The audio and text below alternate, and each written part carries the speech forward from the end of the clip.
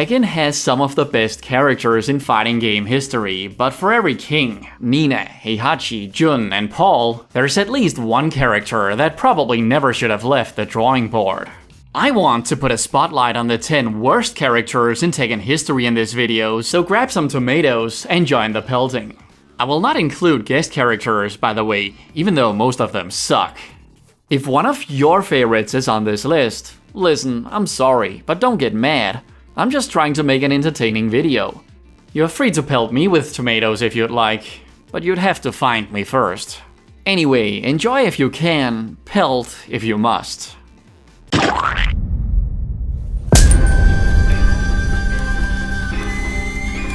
I love Kunimitsu. She's one of my all-time favorite Tekken characters, and a big reason for that is that she's such a different female character.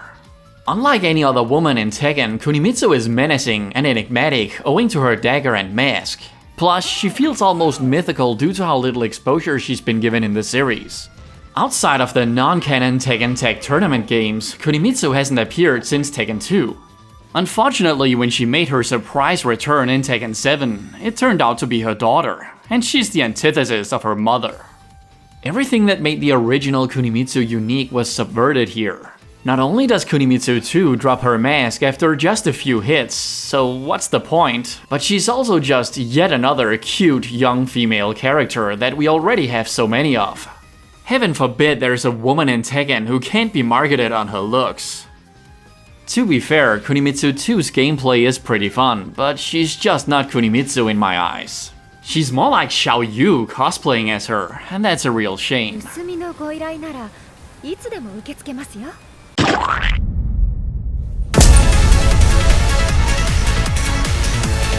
Tekken 8 did a great job of getting rid of some deadweight from Tekken 7's bloated roster, but somehow Shaheen survived the cuts. How he made it to Tekken 8's base roster and Lei friggin' Wulong didn't is a mystery to me. Supposedly, Lei doesn't get a lot of online play, probably because he's very difficult to master, but he's a universally beloved legacy character that belongs in every Tekken game if you ask me. And if that really is the reason why he's not there, then why is Shaheen there? Nobody plays Shaheen, and does anyone even like this guy? He sounds like a news anchor when he speaks. Shaheen's story involvement is also uninspired to say the least. Supposedly Kazuya killed his friend or something.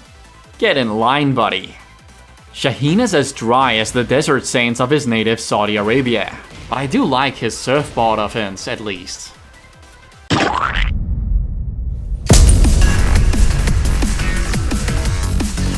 Other than Brian Fury, Tekken has always failed to stick with their kickboxing or Muay Thai characters for some reason.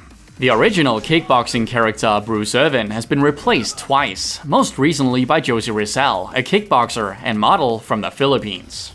You gotta focus.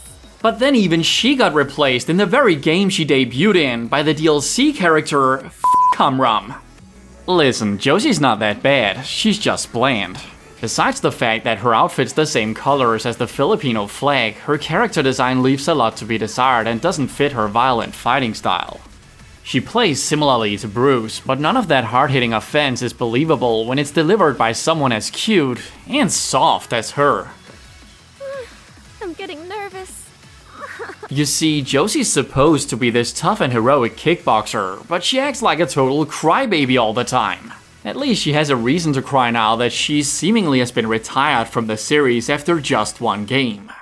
If Josie returned as a tough practitioner of Filipino martial arts with the sticks and everything, I would welcome it. I don't think she's coming back though. I think Josie's on a vacation far away. Stay with me!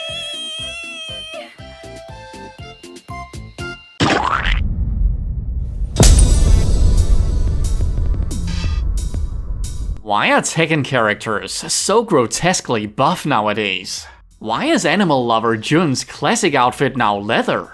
And what's the deal with all these guns and bazookas and shit in a fighting game? Especially since a rocket doesn't deal any more damage than a punch can do in Tekken. I am perplexed by many of Tekken's design choices, but for the most part that pertains to its recent history and not its classic era. Tekken 3's over-designed super boss True Ogre is the exception. What we are looking at here is a children's drawing that's come to life. Or maybe the beast Saint's Beauty, but with wings, a dragon tail, and a snake arm, which got upgraded to numerous snakes in Tekken Tag Tournament 2. Oh, and he can also breathe fire. It's just way too much. True Ogre is meant to be scary, but this kitchen sink design is difficult to take seriously. Ironically, his untrue form, Ancient Ogre, is scary. True Ogre is more like a chimera with an identity crisis, and that pertains to his fighting style as well, which essentially is a greatest hits compilation of past Tekken fighters. Ogre and out.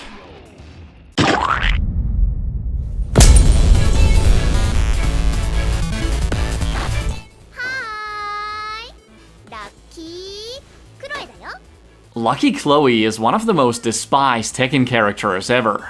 Back when she first was presented, the outcry against her was so strong that the boss of Tekken had to come out and passive-aggressively defend her.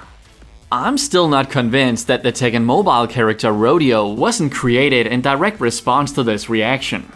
For the longest time, I kinda defended Lucky Chloe, probably because I tend to root for the underdog, but nope, I just can't. She's too annoying.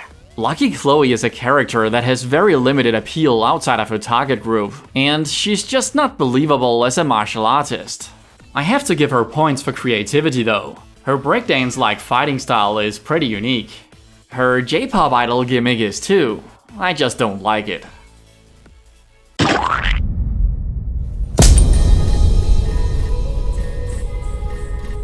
I prefer when Tekken characters are just martial artists, but I'm also on board with something silly, crazy, or supernatural, as long as it's done well.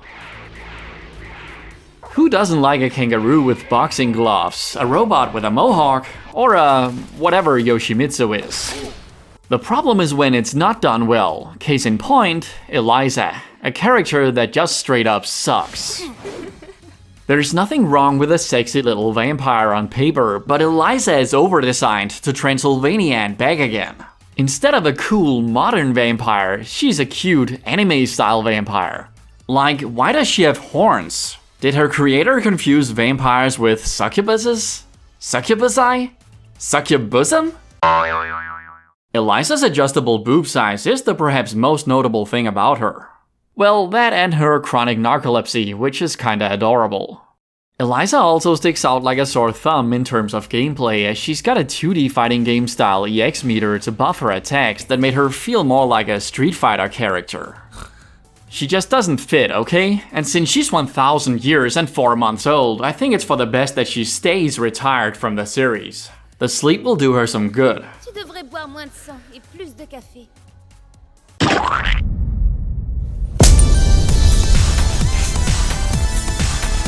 You wanna hear a joke? Okay, so there's this big fat guy that moves like he's a small athletic guy. That's it. That's the joke. It's not a very funny joke, but that's Bob Richards. The story goes that Bob was one of the fastest fighters on the planet, but his offense lacked some weight, so he began eating more to become a more, well-rounded fighter. The fact that this guy outflips the likes of martial law is funny for about 5 seconds, and then it gets really dumb. His belly offense is fun though. With a different look and more of a barroom brawl type fighting style, Bob could have been pretty cool, I think. In other words, if Bob had been a completely different character, he could have been cool. And no, I did not care for Slim Bob either, but at least he made sense. Thankfully, Bob is nowhere to be found on Tekken 8's roster, unless those Bob Burger signs in Urban Square are a hint that he will be future DLC. I swear, if Bob makes it into Tekken 8 as DLC, and Lei doesn't, I'll be sadder than the clown in Around the World with Dot. Far behind the colored lights, the glitter and the show is the real world of the circus that no one wants to know.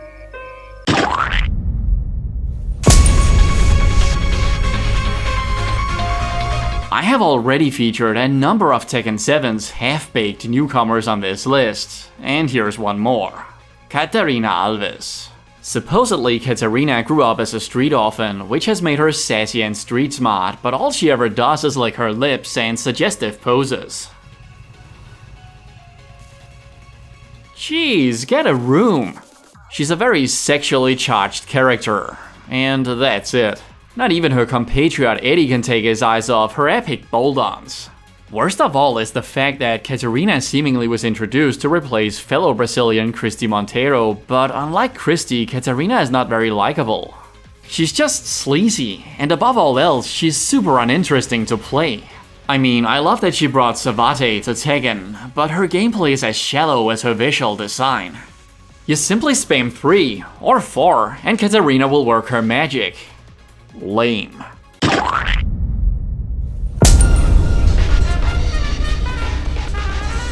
Victor Chevalier is the definition of suave, a French silver fox who's as dangerous as he is well dressed. Not only is Victor the founder of the United Nations Raven unit of specially trained ninjas, he also has an insatiable appetite for women. Je fais attendre une dame importante.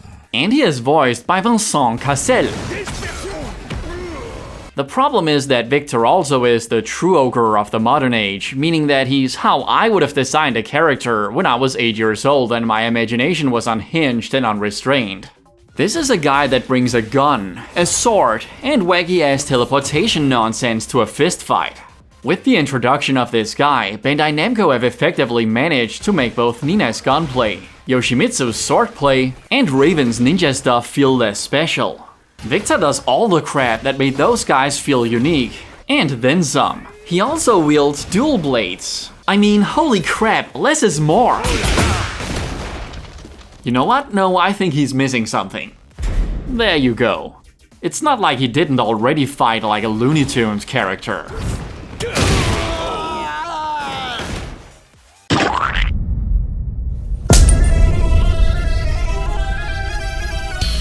Heihachi Mishima's long-lost bastard, Lars Alexandersson, is one of the most important characters in Tekken. But this dude's got flaws out his sweetie's rumpa. I know that the years of Tekken being a grounded martial arts game are far behind, but the way Lars fights can best be described as Final Fantasy Kwando with all the physics-defying bullshit he does. Then there's the hair. Dear lord, the hair. Whenever Lars is on screen with that goofy hairstyle, acting all stoic and shit, I crack up. He just tries so hard to have hair as epic as his Mishima relatives, and fails. Another off-putting thing about Lars is the amount of layers he's always dressed in. He's bound to smell even worse than Surströmming. At least his girlfriend Elisa, a robot, can't smell him. I guess she fell for his irresistible robotic personality. My contempt for Lars is further fueled by the amount of special treatment he's given by Bandai Namco. They really want to push this guy, so he's always center stage, stinking up every scene. Being boring and overexposed is the worst combo imaginable. Or maybe I'm just jealous that Heihachi doesn't have a Danish bastard.